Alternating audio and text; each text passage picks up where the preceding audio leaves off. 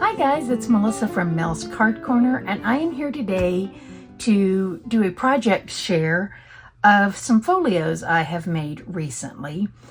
And I will say that I watched a video on May's channel, May Made It, and it took me kind of down a rabbit hole. I've always loved doing mini albums. I've got some other videos posted here on my channel, but they were always like the chipboard cover type, and this is just a cardstock folio. In fact, it's made using 3 sheets of 8.5 by 11 cardstock, and that's just for the folio itself. That doesn't include any photo mats or any extras or anything. That's just for the base of the folio. So this is the first one I made, and I love this paper. It's, I think, Delightful Florals from Stampin' Up. Unfortunately, it's retired, but I love this paper pack. And then I've used Berry Burst cardstock for the base of my folio. So when we open it up, here you can see I've used magnetic closure on it. I used to bury my magnets, and then I had issues sometimes with my paper getting torn around the magnets. So I've gotten to the point where I just don't care anymore. I mean, it's obvious that it's a magnetic closure, even if you hide them. I mean, is it prettier? Yes. But I mean, this is not what you're looking at when you have a folio. So I've decided I'm going to put my papers down, and then I'll put the magnets on top. And plus, I don't know if you can tell how thin these are. I use 1mm magnets, and the DSP from Stampin' Up is so thick and such a nice quality that if I have both magnets under the cardstock, they just don't hold very well. So, because they're so thin and small. These are 10mm by 1mm magnets.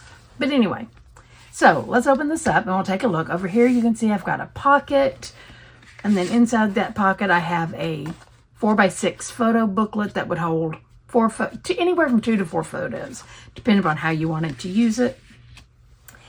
This was not part of the folio design. The pocket here is. This was not. This was just a plain page in the original design. I decided to add a waterfall. Now here, I did bury the magnet on that side, but I didn't bury it over here because I didn't put pattern paper down. So if I were doing it again, since this one is exposed, I might not have buried that one either. But anyway, so yeah, here there's space for 9 photos. And on this one, it's the first time I had tried using the stacked waterfall method from Michelle. Her last name is escaping me right now, but I will try to remember to link her video down below where she does a tutorial on how to do this stacked. But I don't know how well you can see, but these are all together rather than individual little flaps. So you only have one piece you have to glue down once you get the waterfall assembled. It's a very cool technique. And I will say, once I started doing this technique, these are by far the fastest and easiest waterfalls I have ever done. And in the past, it was not uncommon for a waterfall to take me 45 minutes to an hour to put in, just struggling, trying to make sure everything was straight on. I did this one, including putting the pattern paper down, in less than 20 minutes, probably, if that, maybe 15. But yeah, so there's that. Then this opens like this. I did not do anything on these pages, and the main reason why is once I had put this waterfall in and I used the magnet, I don't know how well you can tell, this has a 1/4 inch spine. I quickly realized this was just going to be too bulky. So, I mean, I went on and finished it, but I knew I needed a larger spine. So that's why I just left this empty. I mean, you could certainly, put some photos in here if you wanted or whatever. I mean, I may use this one. I may not. I don't know. Here I had already created some photo mats. These are 3x5s, 4x6s. Just did a simple belly band here. And then back here, another, I added a pocket. This was also, and the belly band and this pocket were not part of the design May shared. These were just things I added based on my own experience of creating albums. The biggest thing is with this pocket, you want to make sure that you give yourself a little, you can't make it the full width. I mean, I would say bring it in maybe a 1/16 to an 1/8 of an inch, just to make sure you've got room for your gussets to work. So here again, I did a 4x6, and then just to show you, you can get 5x7s in here. I did a 5x7 booklet. So yeah, lots of nice room, but again, I knew for the features I wanted to add to mine, I was going to need a bigger spine. So after I finished this one, which again, made with 8.5 by 11 paper, I made another one. And now you'll notice immediately, this one is a little bit smaller, or shorter, I should say. Side to side, they are the same. I guess I should put the shorter one on top. They are the same. It looks a little wider on camera. It may just be a depth perception type thing, but they are indeed the same. On this one, I switched and I used 12 by 12 paper to give me just that extra inch of width I needed to use, or to give myself a 3/8 inch gusset. Now, in retrospect, as you can see, I don't know if you noticed, my closure on this one is wider than the first one I made by quite a bit, by nearly an inch. I wish I had taken a little bit more of that back and given myself a 1/2 inch gusset instead of a 3/8 inch, or maybe even a 5/8 inch gusset, because as you can see, it's still pretty bulky. And that's even with me doing a couple of things to help reduce the bulk. So I really feel like with the features I wanted, I'm going to need at least a 1/2 to 5/8 inch gusset. But that is still very doable, either one of those with the 12 by 12 paper. You can't do it with the 8.5 by 11, but you can with the 12 by 12. Again, magnetic closure, did not hide them. Now, you can see it's basically the same layout. Now, on this one, I did pull out, I have a stamp set. Let me grab it here. This is from the Cutting Cafe shop. I love this stamp set when I am creating mini albums. It has pretty much any photo size I would use. And if it's not here, then there's just a generic place photos here. And the nice thing is all of these fit inside this little camera outline. Love this. Now, she is on Etsy. She's the Cutting Cafe shop. I checked her Etsy shop and it looks like she is sold out right now. That's fairly common. So if you're interested in this, I think, if memory serves, I think it's $20 for the stamp set. I would suggest following her Etsy shop. And then you could also follow her Facebook page, also the Cutting Cafe shop. And she posts whenever she has inventory back available. So if you're interested, that's where this came from. Okay, so, and you can see how cute that is, right? So I did a 4x4. Here I did 3x5. And as you can see, I mixed up my cardstocks a little bit.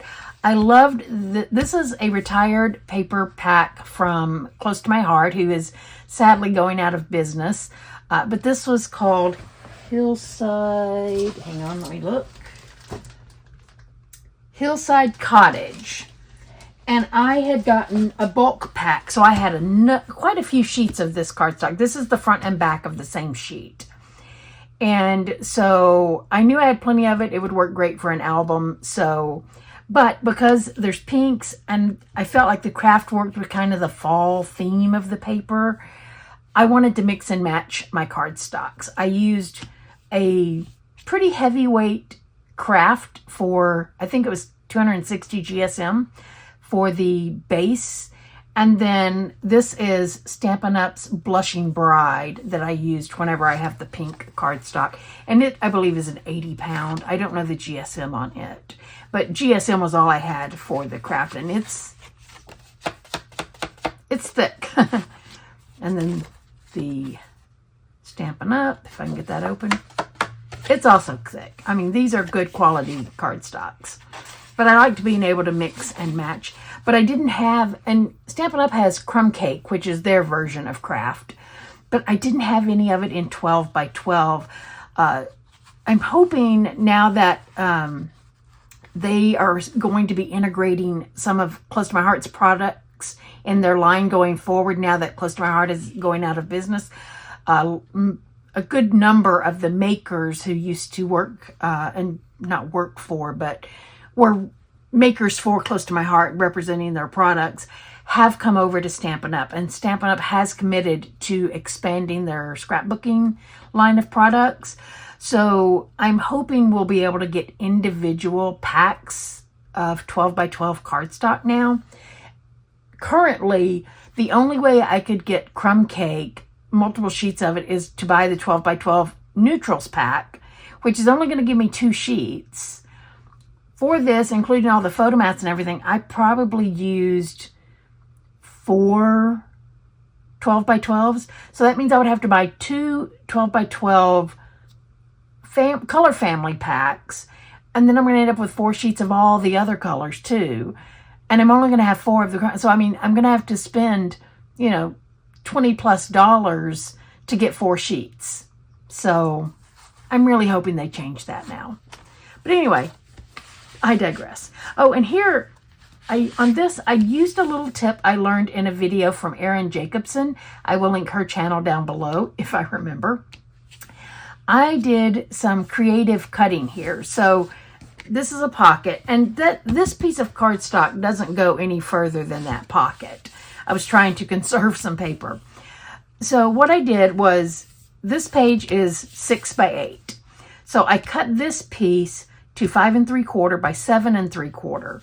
I then cut this panel off, so it is 2 3/4, because this is a 3-inch flap, which I turned into a pocket. So this is 2 3/4 by 5 3/4. Then that left me with this piece. And so I cut 1/8 of an inch off this edge because I knew I was going to have this 1/8 of an inch piece of craft showing. And so that way you didn't end up with like a weird jump from one to the other.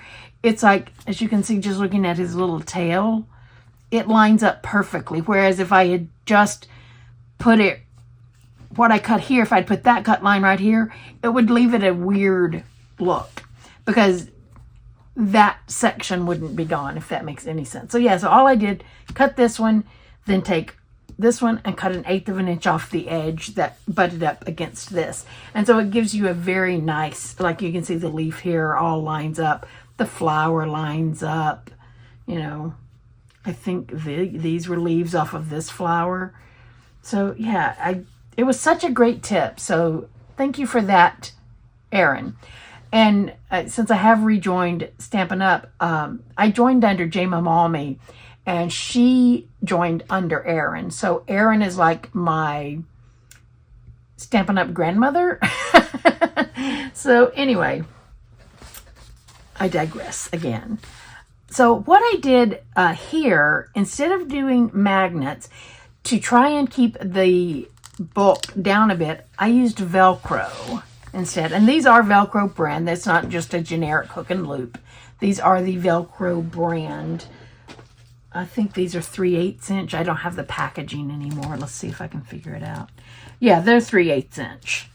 3/8 inch Velcro dots. And you can see the Velcro logo there. So I tried to avoid using brand names for things that are not that brand. So Velcro actually has a really cute video on their YouTube channel about the importance of only calling Velcro branded products Velcro, because if you're using that term for just generic hook and loop tape, they could potentially lose their trademark, and we don't want to see that happen. But anyway, so doing that really helped reduce the bulk, and since the hook side is pretty clear, I put it on the side with the pattern paper and put the loop side over here on my pattern paper, since this is usually hidden anyway. But once this is open, of course, you can see that one. So, and as you can see, you can just see right through to the pattern. So, and again, We've got room for, so I said here, these are for 3x4 photos. I only stamped it on the first one, not the rest of them.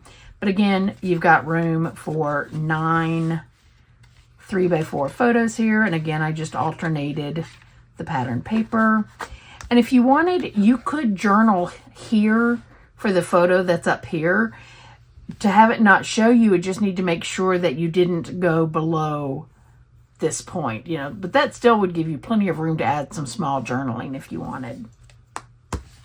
Okay, then we're going to flip open, and since I did give myself a little bit extra room, I did add a belly band here. Again, I've got a little booklet here for more 3x4 photos. You could certainly make it 3x5 if you wanted. And I have a 4x6.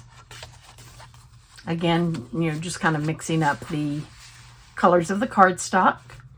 I didn't do anything over here. Oh, and another idea for this belly band I meant to mention is you could, this would also be a great place if you wanted to store any type of memorabilia, be it tickets, small brochures, something like that, because this is going to be the innermost part of the book or the folio. And so it would provide the most protection. And of course, being in the belly band also helps protect it. So, but anyway, on this side, I didn't do anything over here, thinking it would be a great space to do some journaling. You could add a large photo here, or you could just leave it as it is, just for a decorative element. And the bunny is my favorite. I may or may not have bought this paper just for that bunny. Plus, I like the folk art look of it, but I love all things bunny. So yeah, that's my little guy. Okay, so now this flips over here. And again, I added the belly band and pockets. They were not part of the original design. I just added them. The belly bands are 1 1/4 inches by 9 inches. So that gives me a 1/2 inch at top and bottom to score to create what I call an expanding belly band. You can just cut it to the length and just glue it flat, but then you can't get as much in it. I like having a little give there so I can get more in it. Here's one of the 3x5 photo booklets I had mentioned earlier that you could do. And again, another 4x6. With all these photo booklets I've created, if I counted correctly, you could easily, even if you did a minimum of only 2 photos on the little booklets instead of 4, which you can do, you can get 20 photos in if you keep it at a minimum. You can get 30 plus if you load these up. So, but again, if you load it up too much, you're going to end up in that position again where there's going to be so much bulk that I really wish, again, that I had made these gussets even larger. Back here, I just have single mats. I didn't do the booklets, 4x6, 3x5. And so that is that one. Oh, I didn't show you the back. It's just the same. Like I say, these are reverse. This is the reverse of each side of a single sheet of double-sided paper. So, and that was all that comes in the bulk pack, is a single design, but you get a lot of sheets of it. So, and I loved it so much, I bought it. I still have some of this left, even after making this folio. Okay, so that is the second folio I made. In between doing the first one and the second one, I did another one. This one is not a folio like the two I just showed you. It is a folio, same basic base design, but an entirely different use case. So as you can see, I've got a paper pumpkin box here. And I will tell you, as I'm opening this, that this box actually has 2 of this kit in it. I already had this box from being a subscriber. And then when I recently joined Stampin' Up! As a demonstrator, they include a free paper pumpkin kit in your starter kit, and I got this same kit. So I have 2 of it.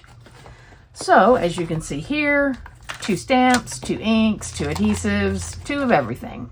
But that also meant I had 2 sets of all the die cuts. So what I did was I used this folio design, magnetic closure again. I created an ephemera notebook.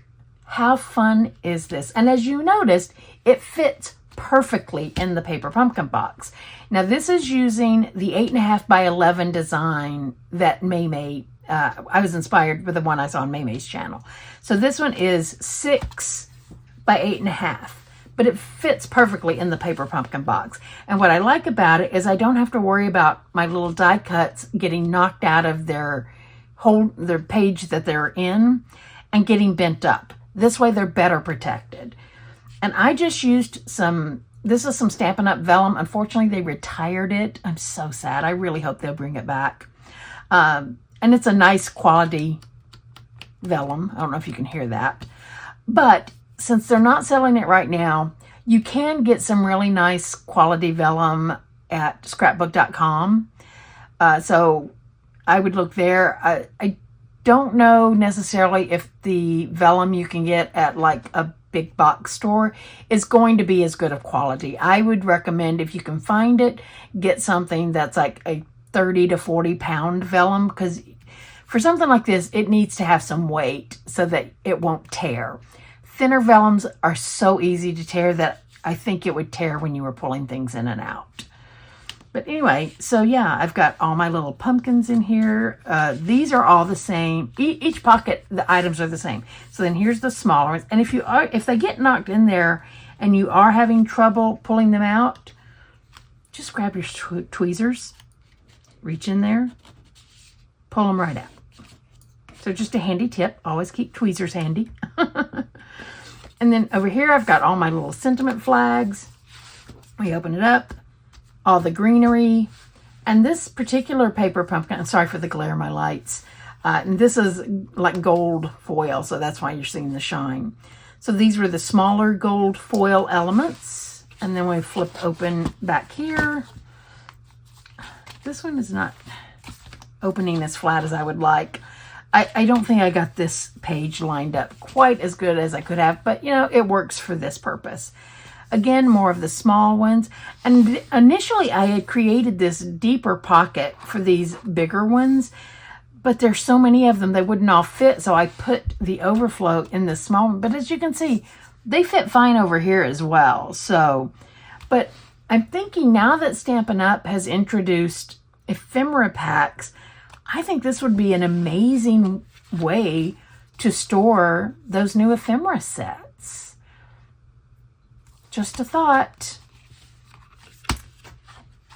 You could actually do one for each of the ephemera sets. I think they've got 4 different sets right now, because you get 2 pages of each design. I think there's 4 different design pages, so you're getting like 8 pages of die cuts.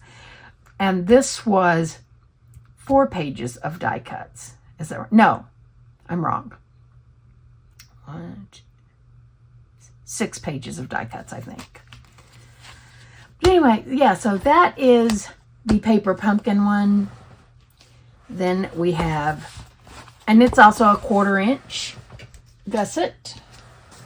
1/4 inch gusset on the Delightful Florals. Oh, and this paper, I don't remember the name of it. It is also some retired Stampin' Up! Paper, and I don't have it handy to look and see. It was all from the same pack, but I ran out of, because this was the front and back of the same page, and I ran out of it, so I had to introduce some of this buffalo. But again, it was from the same pack, and I think since this was a black and white polka dot, I think it works fine with the other papers. I think it works well.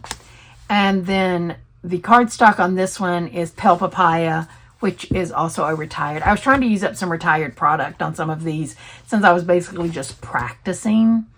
So yeah, so that is the story of my 3 folios. If you would like to see a tutorial on this, leave me a comment below. Let me know. I will link to Maymay's. But if I do a tutorial, it will be for my modified version using 12 by 12. She's already shown how to do these. No need for me to reinvent that wheel for you. But I would be more than happy to show you, and maybe even increase this gusset to 1/2 or 5/8 of an inch to see if I can get that waterfall. And again, I've modified mine quite a bit from her design. So I would be more than happy to show it if there is an interest in it. So just let me know in the comments. And if so, I will plan to record it and get it uploaded for you guys at some point. Okay, that is everything from me today. I hope you guys are having a great week, and I will talk to you next time. Oh, and if you haven't already subscribed, please be sure to hit that subscribe button down below. And if you want to get a notification whenever I post, I don't post on a regular schedule. I am trying to at least get one video up per week. But I don't have a particular day because of work schedule, and I've been fighting a few health issues. So I do try and get them up. I just don't know exactly when it will be. So if you want to be notified when I do put one up, be sure to click that bell so you'll get a notification whenever I post a new video. And I think that's it now for real this time. I will talk to you all later. Bye-bye.